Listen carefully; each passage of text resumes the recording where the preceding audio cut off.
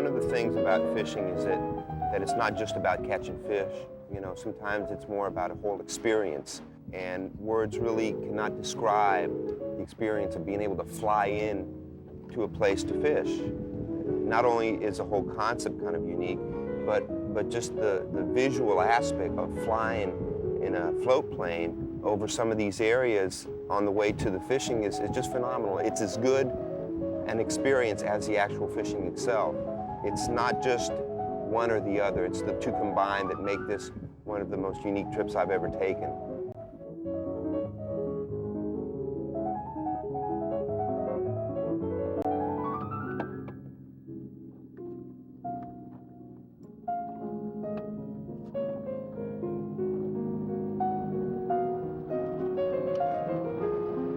There's a lot of different types of bone fishing available in the sense that, you know, you can fish for them from a boat, you can fish for them by wading, you can fish for them on fly rods, you can fish for them on spinning tackle, you can fish for them on plug tackle. The Bahamas have a great population of bonefish, and you can go wading for them, which is very attractive to a lot of anglers. There's a lot of stealth involved, there's a lot of hunting.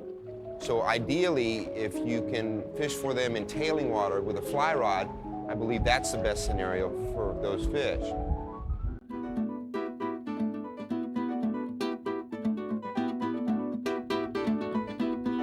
Jose Wejebe and the Spanish fly. Okay, I see him. See him in that white spot over there, bro? A whole pile of them. I mean, just a flock of them. Yeah, they're all going away, though, Tommy. Yeah. They're all going away. Let's just kind of try to get a little closer to them and see if they turn one way or the other. Further? Yeah. Further right? Yeah, see, it's moving. Okay, I got it. Moving which way? Away from you, sort of. Okay.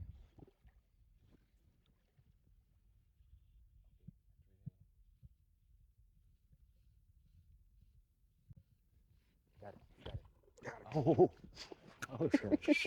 Oh, so. I guess it's over for me for a second, isn't it? Just for a second. I can watch. Bro, I'm sorry. I can watch. There's some more out there. Ooh, there are. There's lots of them over there. Look at the school over here, Tommy. Here, I'll try to get this guy in as soon as I can. No, just relish it. Have fun. You think I'd do that for you? Savor the moment, huh? Look at him flapping. Tommy, I'm sorry. I just couldn't help myself. Well, I couldn't cast that far, so that worked out perfect.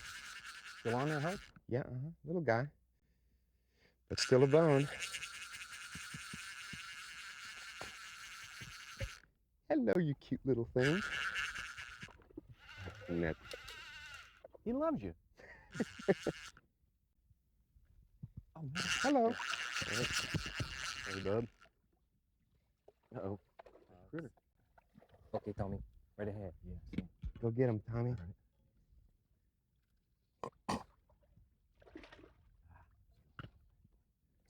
See him, Tommy? Hello, little guy. God bless. Look at this. I got a bonefish between my legs. Not far. No, not far. Easy, guys. Just relax. Life is going to get better real soon. It's beautiful, Jose. Thank you, bro. Yeah, that's a nice one. You betcha. Every bone is a nice one when you catch them that way. That's small? Well, no. For here. That's a pretty good sized bone. Yeah, no, that's a nice size one. For a bone? Yeah. For a Bahama bone? Goodbye, little fella. Okay, Tommy, right here. Tommy, go. See them? See them this way.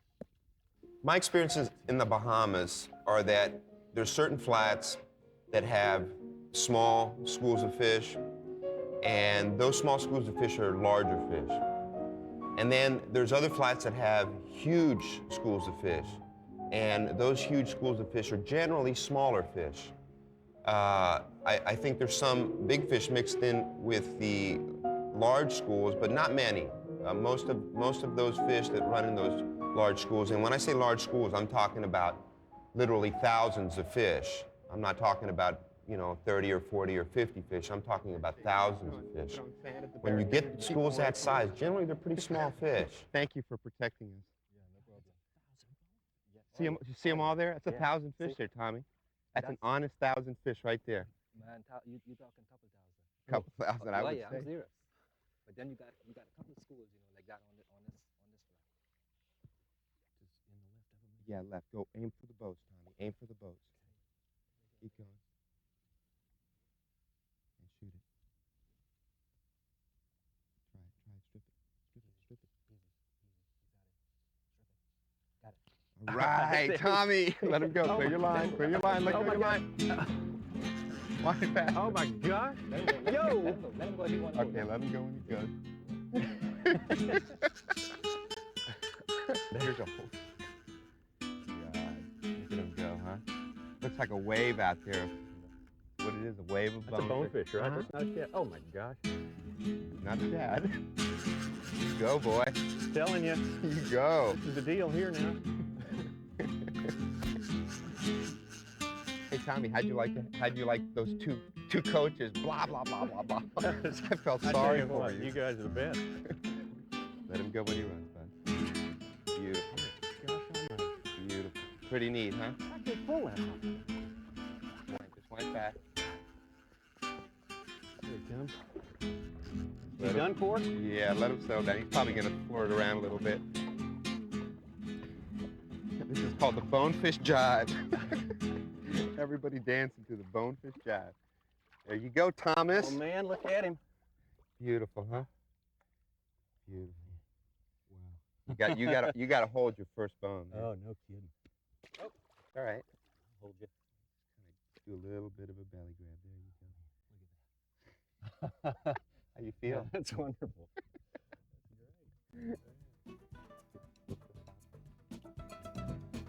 All right. Well, goodbye. Congrats, mi amigo. Good job. Thank you, Jose. Thank you, Shakey. Man. Shakey, thank you, man. That was wonderful. That's his first one. Yeah. That's his first one. Excuse me while I have just a slight stroke now. Gosh,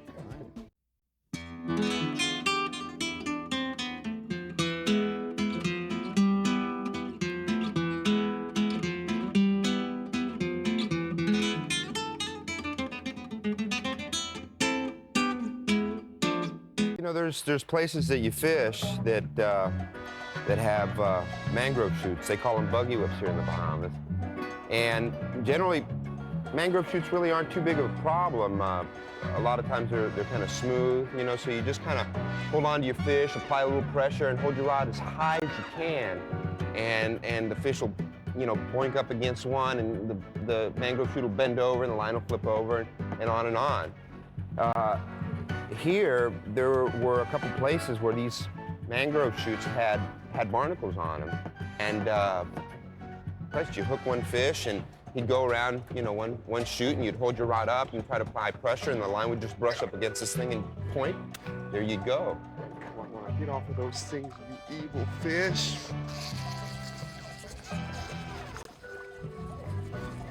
Oh, Mama, get. That's mine. that's you. Yeah.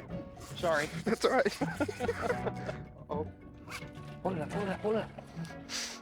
Go, good going, Hose. Yes. Yes, sir. Get out of there. Yes, sir. All This guy is an insane. Oh. Oh. Galigatinga! That was fantastic move. That was an athletic move as I've ever seen. He got it. Oh. Good.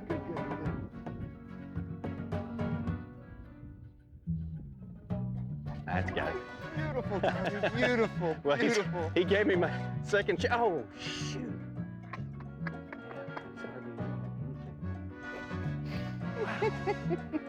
Man. Now, I've had that situation in a couple other places, and the only way to really save your fish is to just start doing the trot down the flat. You know, you gotta start getting as close to you can as the fish, and keep your rod up so that the angle between the rod tip and the fish is more like this angle rather than this angle like this. Because the more this angle your line is, the more susceptible it is to going over the mangrove shoots. The more your angle is like this, the less susceptible it is. And you really don't want to be running down the flat, because once you do that, you kind of blow everything for you know, a few hundred feet, but after a while, you just get tired of losing fish, and then you want to catch one. Yes, hose. Oh, Okay. good one, good one. Yeah, I'm trying. Trust me, I'm trying. La la la la la. I feel like a ballerina. Good fall.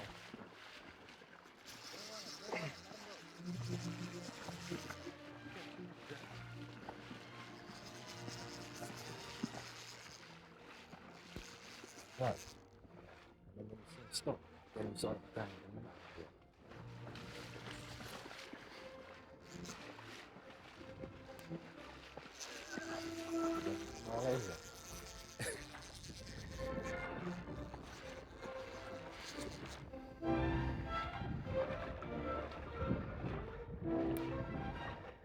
That was a pretty good school.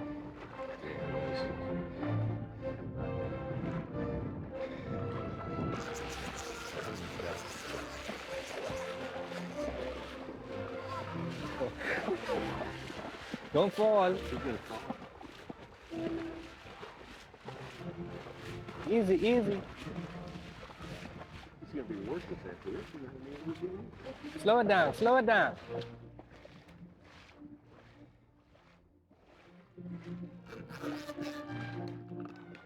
Bad bonefish. Jose said he put the thing on it. Yeah. Jose's a bulldog.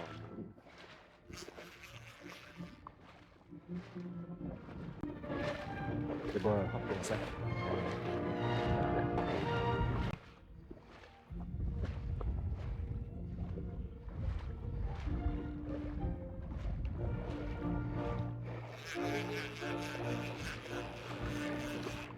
You're the bulldog. You're the bulldog. I can't say too much for stealth, but caught Nice him. one, yeah. Let's see him now. Come on, man. I really wanted one, you know? You wanted that one. And that's the best one yet. Best one of the whole trip. Hi, fella. He's beefy. He's beefy. Look at that, man. That was, Jose, that was worth the price of admission, buddy. So that was way to run. I'm That was sorry a I run. messed up the flat in front of you guys. I know. The flat's ruined. But I really wanted him. But they'll be Mo. Man, he's your pet now. That was like bronco busting. Not a bad fish, huh, Tom? That's, yeah, no, that's, oh man. Pretty guy. Whopper. Beautiful. Right in the nose. Right in the nose cone. Hopping through the flats. Man, I'm telling you. That was the Jose Ballet. The Wejebe hop. Well, like I said, you knew I really wanted him. Yeah. We've seen too many of them busting off. Yeah. Bye, little fella. Whew. Literally, I can say thanks for the dance on that one. Boy, no kidding. Whew, fella. Okay, Tommy. Okay. You do the shuffle next time. I'm doing the shuffle next time. I don't know if I'm going to be quite that ballet-like, quite that poetic. I don't think there was anything poetic about that trot. You all right? You need some, like, heart? Somebody start your heart there for you? Good job. Huh? Okay. All right. But maybe it might be just kind of moving beyond that little mud over there. Moving beyond the where the tornado hit. Right. Yeah, we'll do that. Then you kind of got to decide, okay, what do I want to do? Do I want to, you know, keep hooking fish and losing fish and get more shots, or do I just want to catch a fish, you know? So you kind of almost got to commit. And again, you know, you hesitate because you want to be quiet and stealthy and you don't want to make any sounds and the whole thing about bone fishing, but there comes a point where you just got to commit.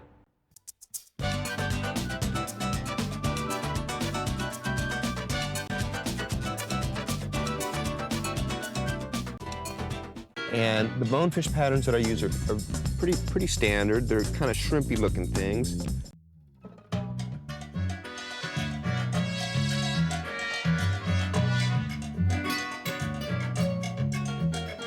Of course, there are the little eyes tied at the back.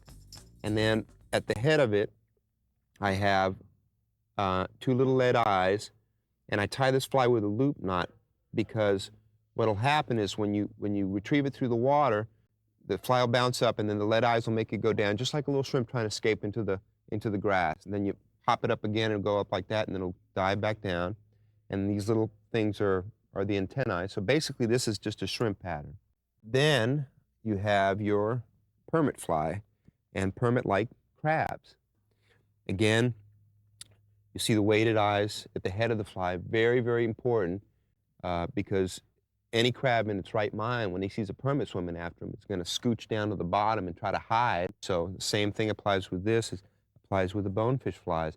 You tie it with a loop knot, and you retrieve it. It hops up, and then it dives down, straight down, up and down.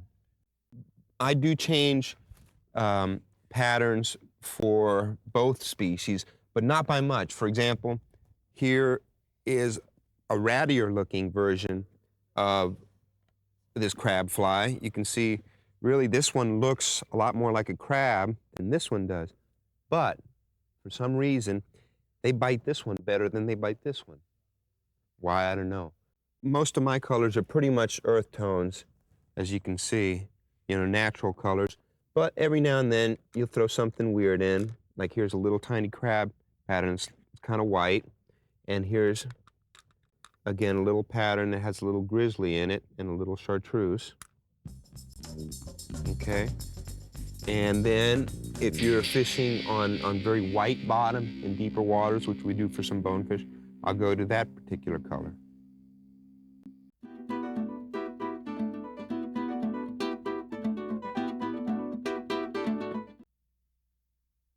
No sound. You hear that surf crashing. You can see that right there. 10 feet in front of us. 10 feet right here. Oh, yeah. Just strictly fly right here. Don't even hold it. Just lay it in. Good. Twist it. Move your tip. Move the tip. Just move the tip. Just move the tip. Move the tip. Look, he's got it. He's got it. All right, Tommy, beautiful. 5 feet from your rod tip, no less. Oh, my God. 5 feet from your rod tip. See him eat the fly. I saw Oh. the watch on the fly. That was cool.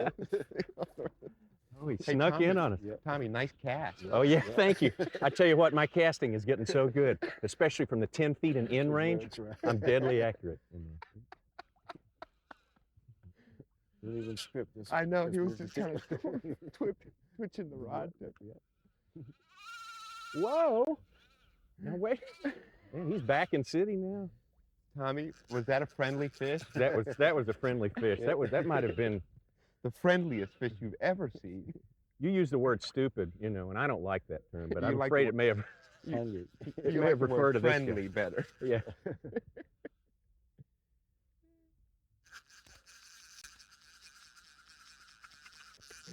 That was beautiful, Tom. He didn't even have the haul. You know what? For me, it was just the most enjoyable thing because I could see the fish, I could see the rod tip, I could see the fly about this far from the rod tip, and I could just see the little fish kind of quivering, just shaking his head in the mud, eating the fly. Yeah. And then he lifted the rod and he was on. It was like out of a movie, man. All right, not a bad fish, Tom, huh? He's really not. He's bigger out of the water than he looked in the water. A little toothache there. Little gum ache. A little gum ache. He'll He'll be fine. be sore for a couple of days. but Nah, that's I about don't think so. Just Oh, yeah. He's just as pride as little her. it. Yeah. Beautiful job. Oh, that's great. Good eye, Willie. I sure didn't see him. Well, it's so early in the morning you had no light. Swim away, little fella. There he goes. Classic bone fishing, to me, the appeal of bone fishing, and this is just my opinion, is the hunt. You get on a flat and the water's low and the fish are tailing, and you got to be quiet because, too much noise will spook them. So then you're kind of waiting into position. So it's kind of like a hunt, you're practicing a little bit of stealth. And you start getting in position, and the fish are tailing, and you're getting all excited. And as you get closer, you're almost in casting range, and man, you're almost getting buck fever because, the thing is sitting there tailing away to beat the bishop. Look at that guy tailing up a storm, yeah, really rude. He's real hard to see. He's just barely finning out of the water, right down my rod tip. Like right where this first little line of buggy whip zips, he's just behind this first little line of buggy whips. About 10 feet inside that little See him? patch.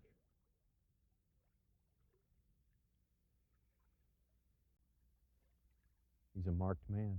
Well, marked until we get close. But lucky for him, he's marked by us.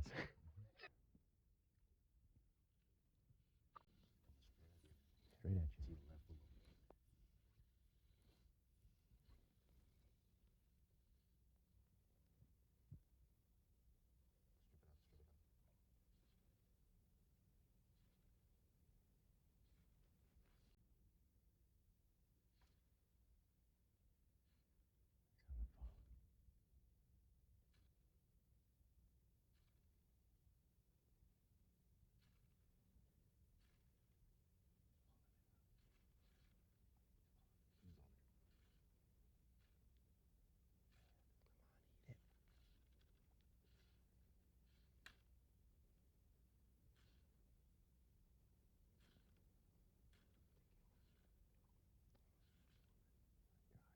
You just can't get it out of the grass. I know. He's in the right spot. Turned off from it.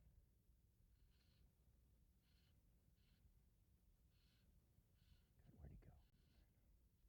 God, he followed it for so long. Man, he was on it. He was trying to get it out of the grass.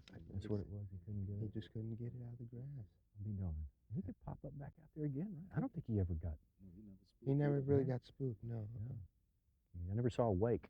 Yeah, I think he followed into this little deeper water though, and I think he felt our mud and kind of went off that way a little bit. I'll be darned. Well, that's just part of the experience, you know. Yeah. I mean, you get one fish that eats like 3 feet from your 3 rod, feet from my big toe. and I get a fish that follows, fly through the grass. Go figure. You get the Phantom of the Flats, and I get the, Barney Fife. You know what? I'll take the Barney Fife. I tell you what, once in a while, a Barney Fife is good for the Constitution. Sometimes you'll get up there and you'll spend like 20 minutes just jockeying around, getting into position, and the fish is tailing, and you're just getting in position. You throw out there, and it's a good cast, and the fish follows it, and either he doesn't bite, or he bites and you miss the bite, or he follows and he loses the lure. You know, it's still a rush because of all the adrenaline pumping in the process of stalking this thing. And whether you catch them or not really sometimes is besides the point. It's just kind of being there and seeing all this activity going on in front of you that makes it such a great experience. It's such a visual experience. And I think that's one of the beauties of bone fishing.